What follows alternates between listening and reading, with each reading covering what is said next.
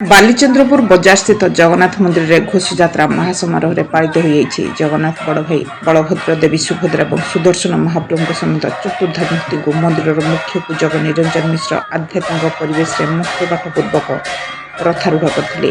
ପାରମ୍ପରିକ ରୀତିନୀତି ଅନୁଯାୟୀ ଛେରା ପହଁରା କାର୍ଯ୍ୟ ନାନପୁର ଗ୍ରାମର ପୂର୍ଣ୍ଣଚନ୍ଦ୍ର ମିଶ୍ର ସମ୍ପାଦନ କରିଥିଲେ। ଏହାପରେ ପତିତ ଜନକୁ ଉଦ୍ଧାରିତ ପାଇଁ ଜନ୍ମବେଦୀ ଛାଡ଼ି ବଡ଼ଦାଣ୍ଡ ଦେଇ ରୁକୁଟିପାଟିସ୍ଥିତ ମାଉସୀମା ମନ୍ଦିର ଅଭିମୁଖେ ଯାତ୍ରା କରିଥିଲେ। ବହୁ ଶ୍ରଦ୍ଧାଳୁ ଜୟ ଜଗନ୍ନାଥ ଧ୍ୱନି ଦେଇ ରଥକୁ ଆଗକୁ ନେଇଥିଲେ। ଘଣ୍ଟ, ଖୋଳ, କଂସାଲ, ମୃଦଙ୍ଗ ବାଦ୍ୟରେ ଗଗନ ପବନ ପ୍ରକମ୍ପିତ ହୋଇଥିଲା। ଏହି ନବଦିନାତ୍ମକ ଯାତ୍ରାର ସମସ୍ତ ନୀତିକାନ୍ତି ପୁରୀ ଶ୍ରୀମନ୍ଦିରର ପ୍ରଥା ଅନୁସାରେ ପାଳନ କରାଯାଇ ସମସ୍ତ କାର୍ଯ୍ୟକ୍ରମ କରାଯାଇଥିଲା। ସେହିପରି ବାଲିଚନ୍ଦ୍ରପୁର ଥାନା ଅନ୍ତର୍ଗତ ପତରାଜପୁର ଦୁରୁବାବା ମଠ ଅନୁଷ୍ଠାନରେ 44ତମ ରଥଯାତ୍ରା ମହାସମାରୋହରେ ପାଳିତ ହୋଇଛି। ଦୁରୁବାବା ମଠସ୍ଥିତ ଜଗନ୍ନାଥ ମନ୍ଦିରରୁ ଚତୁର୍ଦ୍ଧାମୂର୍ତ୍ତିଙ୍କୁ ପହଣ୍ଡି କରି ଯଥା ରୀତିନୀତି ଅନୁଯାୟୀ ରଥାରୂଢ଼ କରାଯିବା ପରେ ପଣ୍ଡିତ ଗଗନ ବିହାରୀ ମିଶ୍ରଙ୍କ ଦ୍ୱାରା ନୀତିକାନ୍ତି ମଙ୍ଗଳ ଆଳତୀ ସମ୍ପନ୍ନ କରାଯାଇଥିଲା।